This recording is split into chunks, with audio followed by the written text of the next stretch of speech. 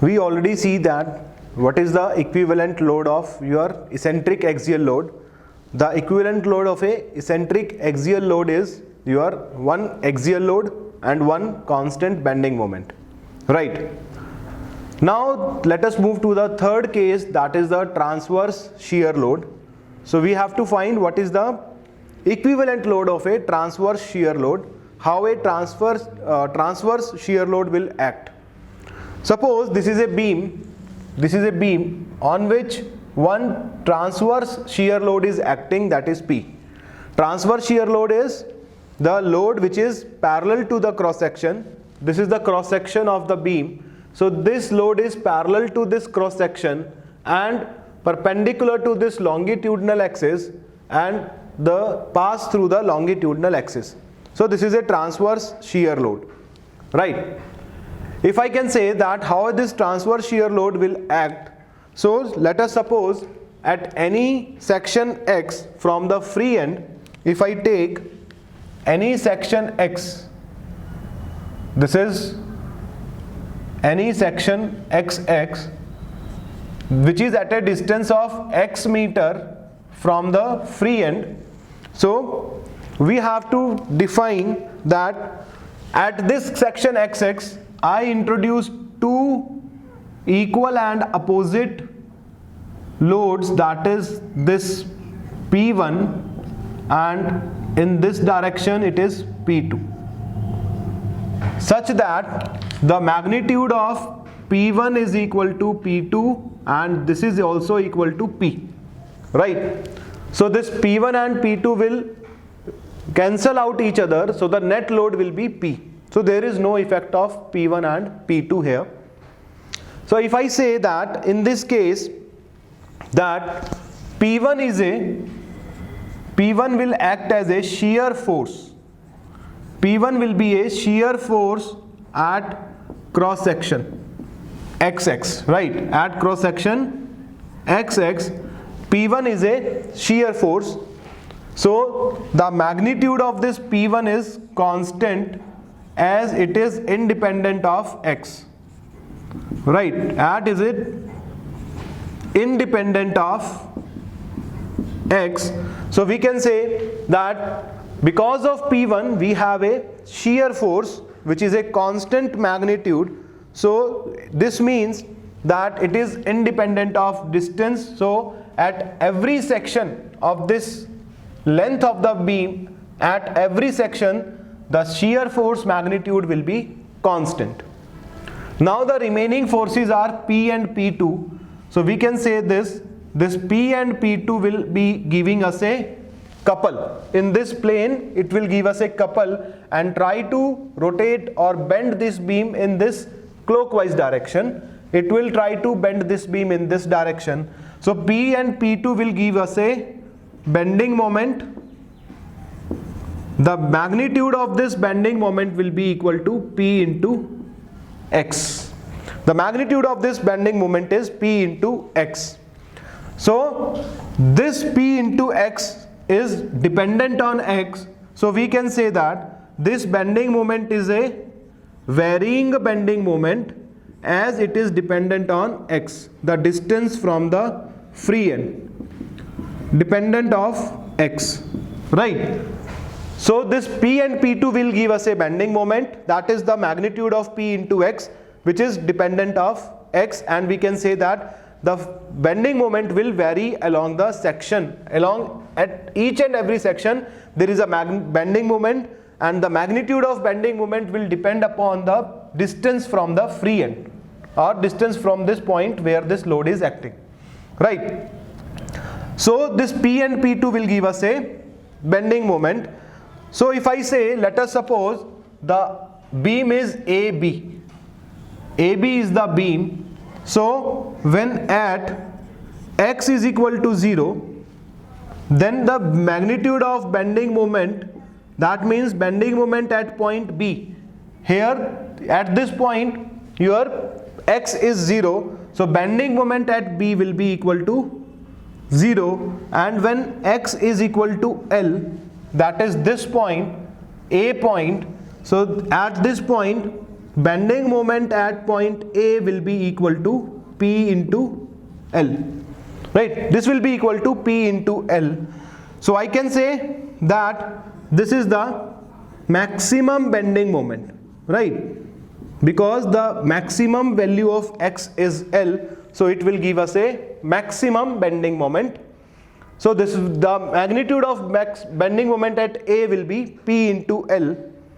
So if I want to show the reaction at this point A, so the reaction at point A will be, this force is P in downward direction, so the reaction would be in the upward direction like this.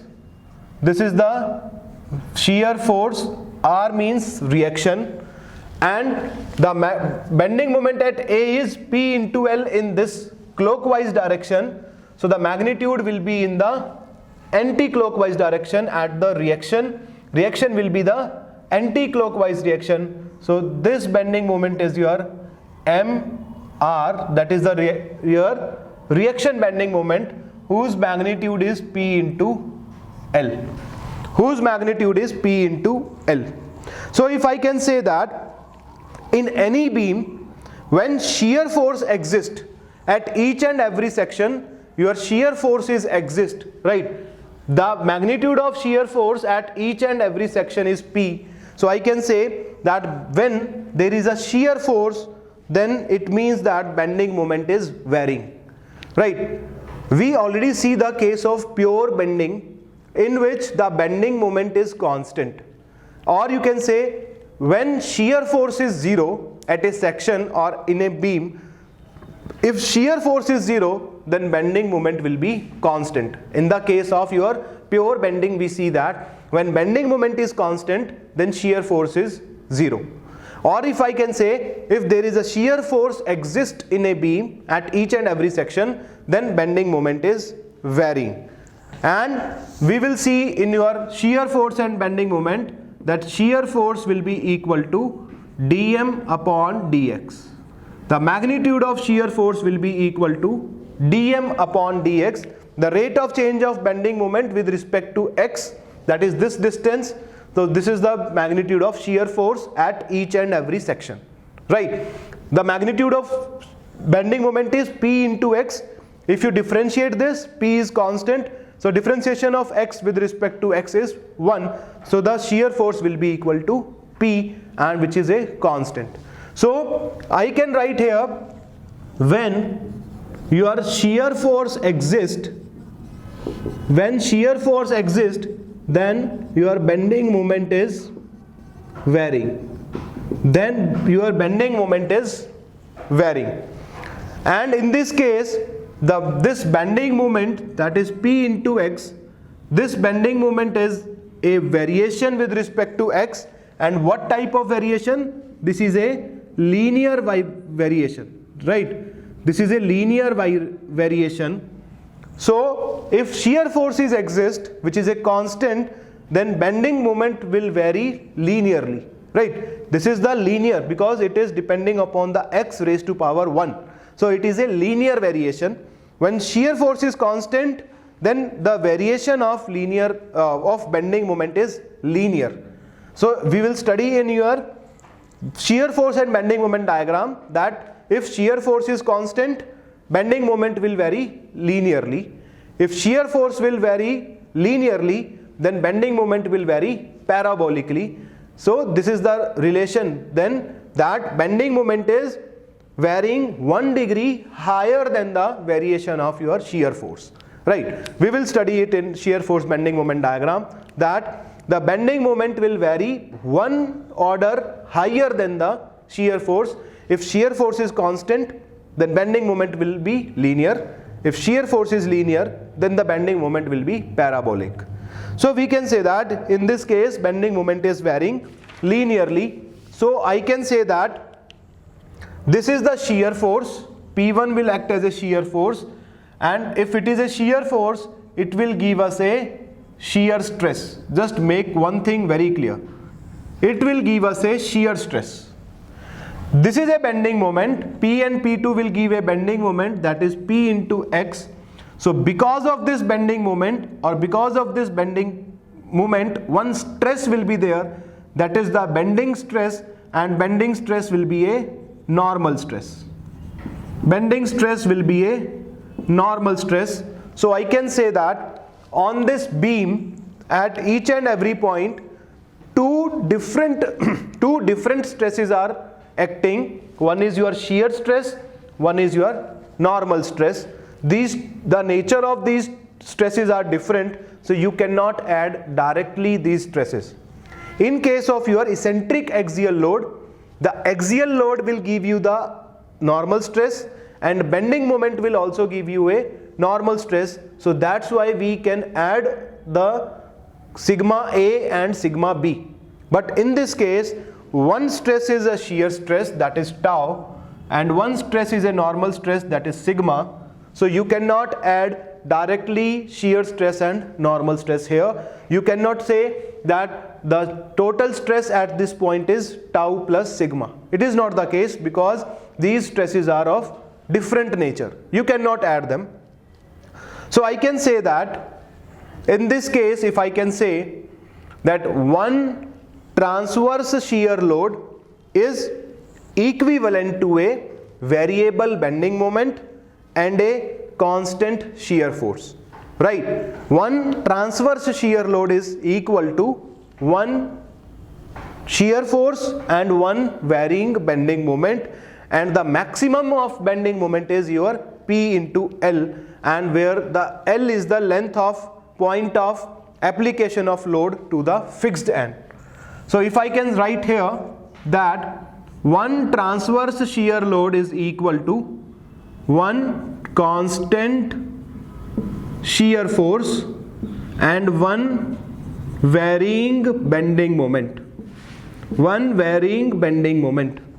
And the maximum of bending moment is your P into L, where L is the length of the beam, where you can say that this is the length of point of application of load, point of application of transverse shear load from fixed end. From fixed end, right? L is the distance from the point of application of load to the fixed end. So if you can see from here, if you want to design this type of a beam, this type of a beam is known as cantilever beam, right? We'll see in your shear force bending moment diagram, but on an overview, if I just tell you that at each and every point the shear force is constant, but shear bending moment at B is 0 and bending moment at A is maximum, right? So if you see that the maximum stress because of this shear force and bending moment, the maximum stress, whatever it will be, it is not sigma plus tau. Whatever it will be maximum at point A, because here the magnitude of bending moment is maximum. Shear force is constant, so shear stress is constant, but the bending stress is maximum at point A. So in this case, if you want to design a cantilever beam like this, then the most prone surface or most prone point to fail is your point A. This beam will fail, has a high probability to fail from this point A, because the maximum stress will act at point A. So we have to design this beam by considering the total stress at point A, and if this point A is safe as per our design criteria, then the complete beam will be safe, right? In your general application of the beam means beams are used to make a structure or something like that. In this roof there are lot of beams are there. So beams are subjected to multiple shear loads. It may be the case a lot of multiple shear loads are acting on the beam. Suppose this is a beam, if I can say this is a beam, this is fixed here, right? So it may be the case that a multiple shear force is acting on this beam, Beam is a structural member subjected to transverse shear load. If anybody asks what is the definition of a beam, beam is a structural member that is subjected to transverse shear load. So we can say a beam will be subjected to a multiple transverse shear load, and in presence of these loads, the beam is subjected to variable shear stress. Why variable shear stress?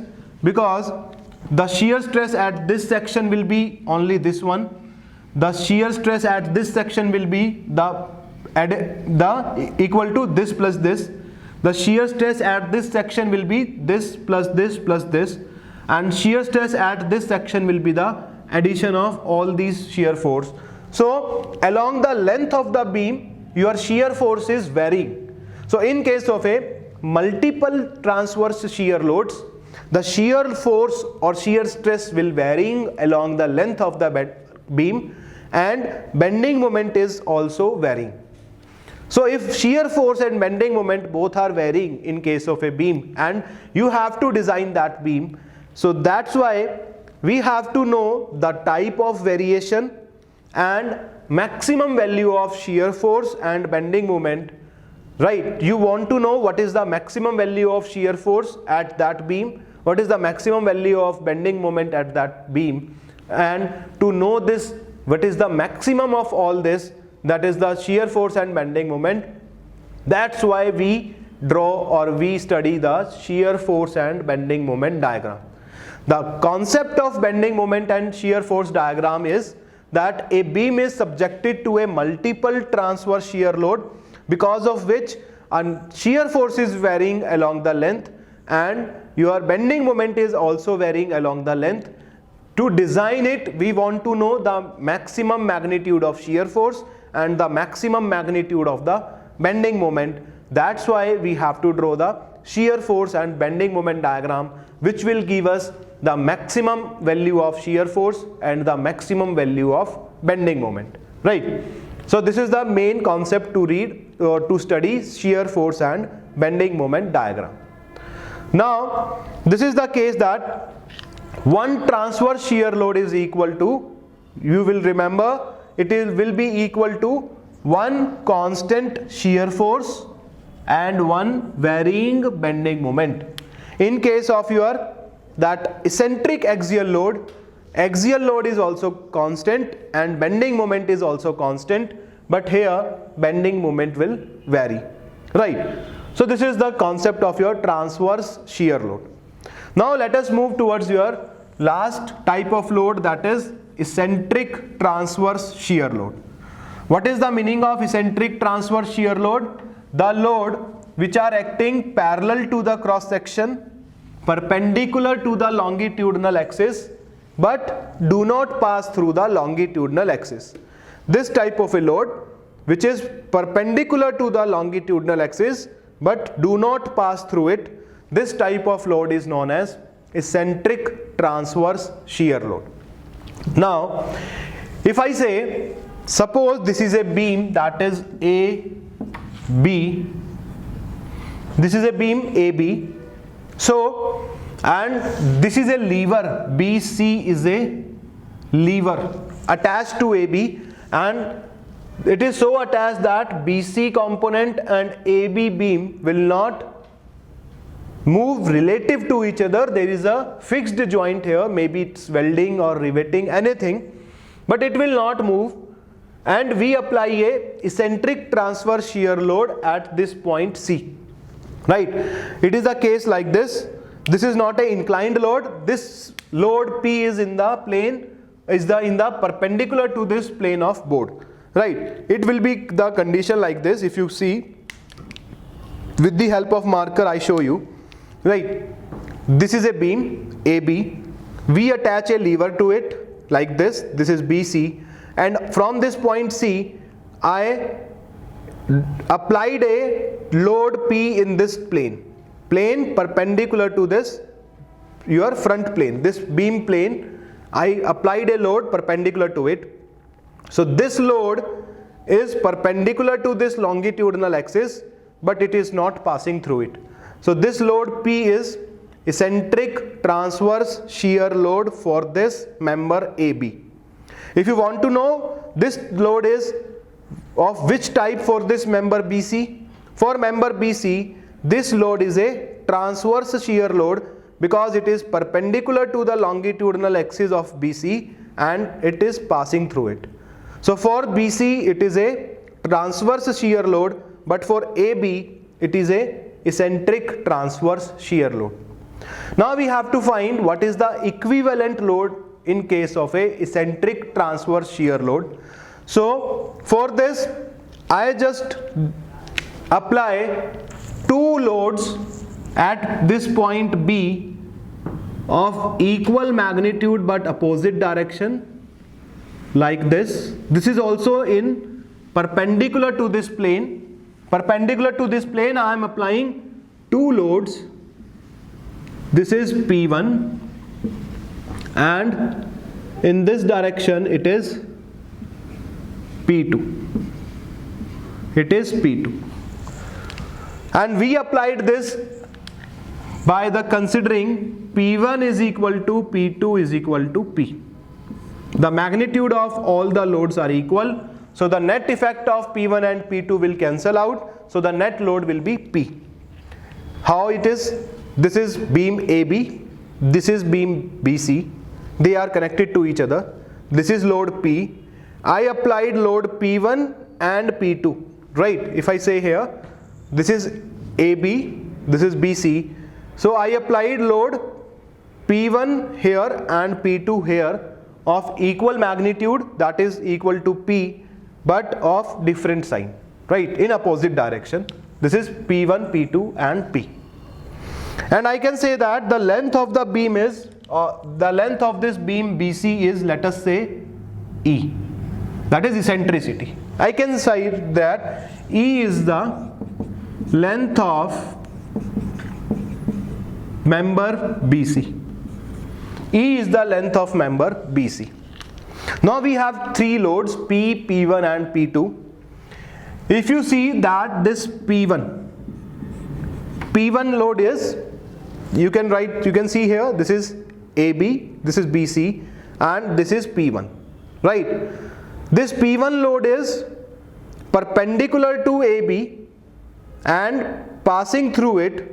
So this load P will be a transverse shear load for AB, right? This load P will be a transverse shear load for AB. So this P will act as a transverse shear load for AB, and you know that one transverse shear load will be equal to one constant shear force. We already see in this case that one transverse shear load will be equal to one constant shear force and one varying bending moment, right? You know this already.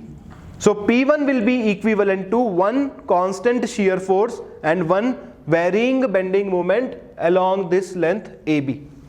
Again you can see that AB, this is BC, this is load P, right? I applied load P1 and P2 here. So I can say that this P1 will be act perpendicular to this AB but pass through it. This is a transverse shear load, and if it is a transverse shear load, we already see that one transverse shear load will act as a one constant shear force and one varying bending moment. Now the remaining loads are your P and this P2. The remaining loads are P and P2. What this P and P2 will do? These are the fixed here, welded here. This is P1, this is P1, oh sorry, this is P and this is P2, right? P is in this direction, P2 is in this direction, right? This is P and this is P2. The nib of this, you can assume the nib of this is the direction. So this is the direction of P here and this is the direction of P2.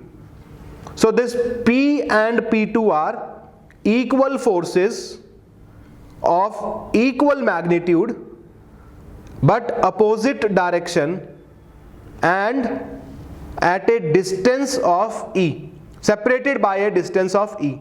So this P and P2 will give you a couple in this plane, right? This P and this P2 is in this direction, P is in this direction.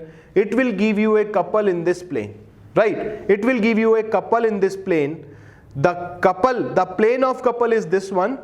The plane of couple is parallel to the plane of cross section of AB. The AB plane of cross section is this one. This one is the plane of cross section of AB. The couple given by P and P2 is in this plane. The plane of couple and plane of cross section of AB is parallel.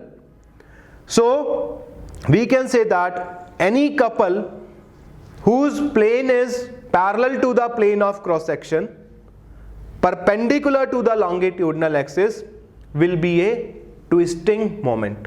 You know that this P and P2 will give you a twisting moment. So this P and P2 is giving a twisting moment whose value is the magnitude P and distance between them, that is P into E. That is P into E. And because this is independent of length, because P is constant, E is constant, so this twisting moment is constant. This twisting moment is constant. So one eccentric transverse shear load, you can say that one eccentric transverse shear load is equivalent to one constant shear force, one varying bending moment, and one constant twisting moment. If I write here one eccentric transverse shear load is equivalent to one constant shear force, one varying bending moment, and one constant twisting moment. Right? One TSL is equal to these three types of load, that is one shear force, one bending moment, one twisting moment. So you can say that shear force will give you a shear stress, we know that. Bending moment will give you a normal stress, and twisting will also be a kind of shear force, I already told you. So it will also give you a shear stress. So you cannot add directly these normal and shear stresses. That's why, but we want to know what is the maximum amount of stress acting on this plane, on this beam AB. So that's why when a different kind of stresses are acting, that is shear and normal both simultaneously, but we want to know what is the maximum amount of stress it is having. So that's why we have to use the chapter of combined stresses and strains. In strength of material, we have the equation of stress for pure axial, pure bending, and pure twisting. But when all these will act simultaneously, then what is the value of maximum stress? What is the point of maximum stress? If we want to know, then we have to use the equation or the chapter combined stresses and strains. So combined stresses and strains chapter will give you the overview or the detailed analysis of that kind of your beams or that kind of your structures which is having the normal and shear stresses acting simultaneously, right? So this will be the case. So one eccentric transverse shear load will be equal to one constant shear force, one varying bending moment, and one constant twisting moment. So these four different types of load and equivalent loads of these four different types of loads will be helpful for you in solving any question of your strength of material and machine design. When you will say that when a rivet, if you want to design a rivet is subjected to this kind of a load, and if you able to visualize, yes, this is a transverse shear load, and if a transverse shear load is there, then it is equal to one shear force and one bending moment, then you can design that rivet according to shear force and bending moment. And if you say that this rivet is under If you say that the rivet is under some loading, that is a eccentric transverse shear load, so you can say that one eccentric transverse shear load is equal to one constant shear force, one varying bending moment, and one constant twisting moment. So you can design that rivet according to these different kind of loads, right? So this chapter or this chapter load will be given you the insight that this is the type of load, which is the type of load, how we can assume it as an equivalent load, or how we can convert this load in the equivalent diagram, and how to solve for the different types of your normal stresses and shear stresses. So this is the most important chapter, and we will continue our strength of material with our basic understanding of these four loads: axial, eccentric axial, transverse shear, and eccentric transverse shear. So if I can say, what is the axial load? Which is perpendicular to cross section, parallel to longitudinal axis and pass through it. Eccentric axial is perpendicular to cross section, parallel to longitudinal axis, do not pass through it. Transverse shear load is your parallel to cross section, perpendicular to longitudinal axis and pass through it. And eccentric transverse shear load is parallel to cross section, perpendicular to longitudinal axis and do not pass through it. So these are the only four types of load which you will come across in your strength of material and machine design, and we know the basic equivalent loads of this. So if we put all our data of this load chapter in a tabular form, so I can write that we have your equivalent loads, right? We have our equivalent loads. What are the various equivalent loads we have? If you say one is your axial load, right? One is your shear force, or you can say one is your bending moment, one is your shear force, and one is your twisting moment, right? These four different types of load we are having: axial, bending, shear and twisting moment. So if we put all the data in this tabular form, so let us draw a table for this. It will help you in when you revise this chapter. So this is the loads in this plane. The first one is your axial load. First one is your axial load. In case of axial load, only one constant axial load will be there, whose value is P. Or you can say, if the axial load P is acting on any section, then the equivalent load of axial load will be the only axial load that is a constant, which is plus minus P. Plus minus means if it is a tensile, then it is plus. If it is compressive, then it is minus. Other forces will be 0, bending moment is 0, shear force is 0, and twisting moment will be 0. So this is the equivalent load of your axial loading case. And this is your pure axial loading. You know that this is the case of your pure axial loading. Right, where only axial load is there. Stop.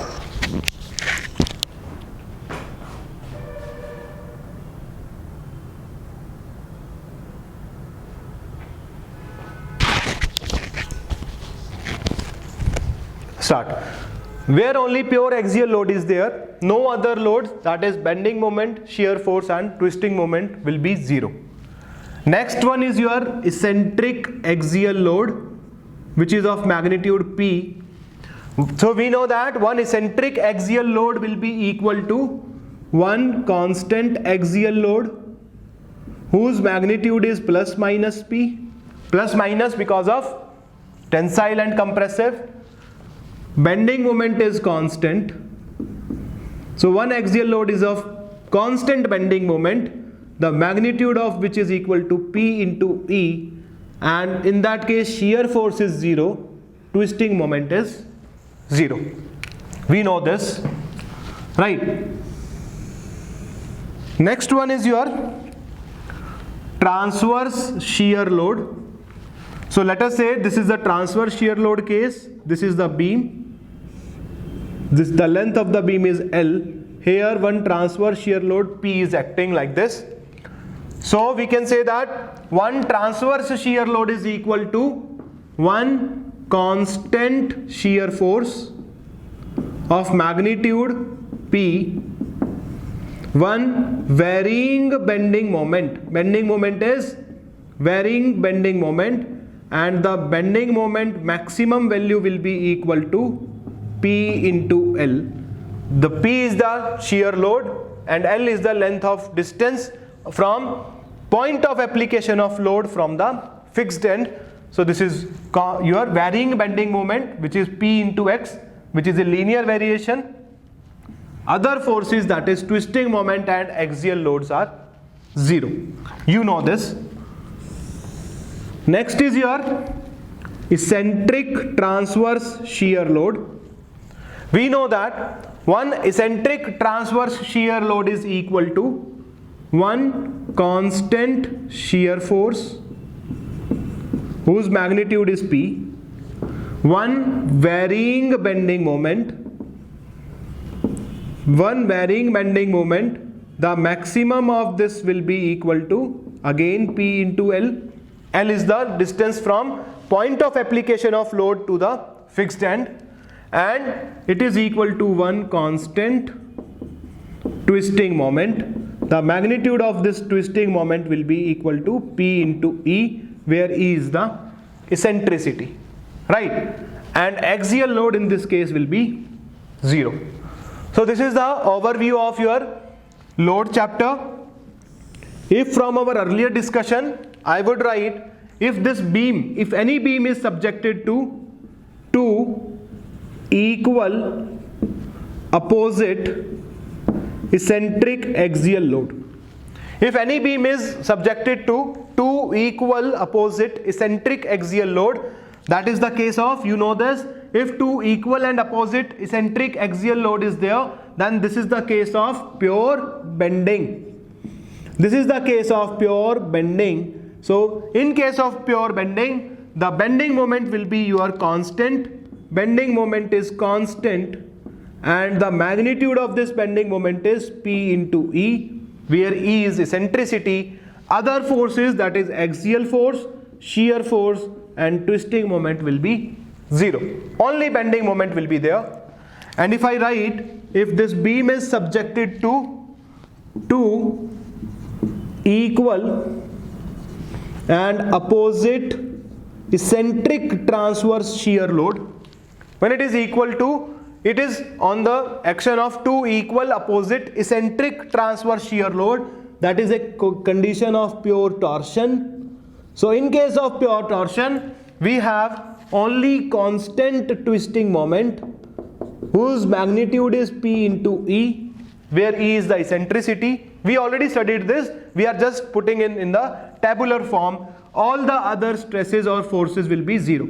Axial load is 0, bending moment is 0, and shear force will be 0. So this is the overview of your load chapter, and this chapter is very, very helpful for you when we do our later chapters. We will use this concept.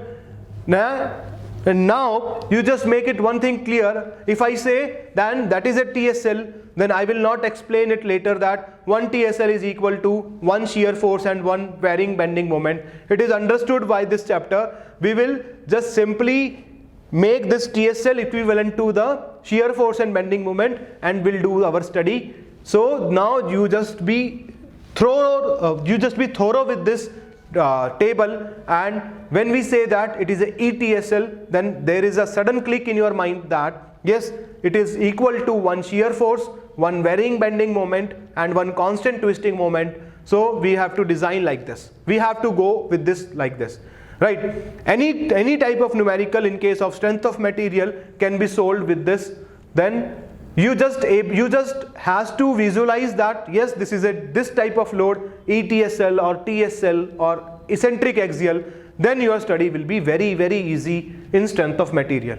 There is a rumor that the strength of material is a very difficult subject, but once you will be able to visualize that this is this type of load, a machine design, in machine design if I say that in this flange coupling this is the eccentric transverse shear load, or in welding this is a transverse shear load, then suddenly your mind will click, yes, this is a transverse shear load which is equal to one constant shear force, one varying bending moment, and we have to design like this. We have to go with this one shear stress, one normal stress, and if there is two different types of stresses are there, then we have to go for combined stresses and strains to calculate the maximum stress, and with the help of that maximum stress, that value of maximum stress we can apply in theories of failure, which will give you the design, your dimensions.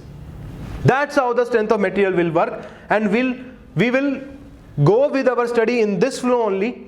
So this is the basic chapter of your strength of material, that is loads. After that we will move towards your stresses and strains, then your pure axial loading, pure bending, pure torsion. Once we completed this, your pure bending and pure torsion, then we'll move towards your combined stresses of strains. Then when all these three are acting simultaneously, what happened with the structure? Then we'll move towards your shear force and bending moment diagram. When a multiple number of transverse shear loads are there, how we will go for the study, and after that we'll go with the theories of failure, which will give us the dimension, the safe dimension of that subject, of that your structure, of that structure or that member. So this is how your flow of strength of material will go.